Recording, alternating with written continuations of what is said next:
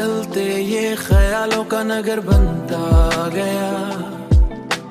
दिल के अंदर एक खामोश सफर बनता गया।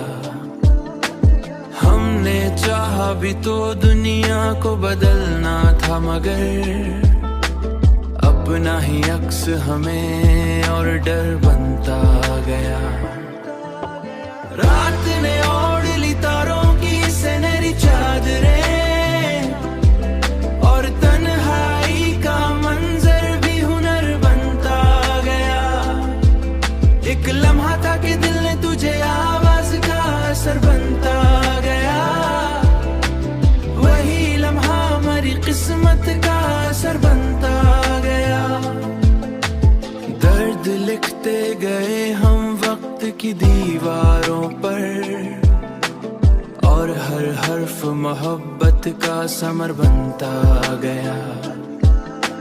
याद की रोशनी कम भी न हुई बरसों तक, एक चिराग था जो शामों सहर बनता गया। रात ने ओढ़ ली तारों की सुनहरी चादरें, और तन्हाई का मंजर भी हुनर बनता गया। एक लम्हा था कि दिल ने तुझे आवाज का असर बनता गया। वही लम्हा हमारी किस्मत का असर बनता गया। जिंदगी ख्वाब सही फिर भी हकीकत की तरह,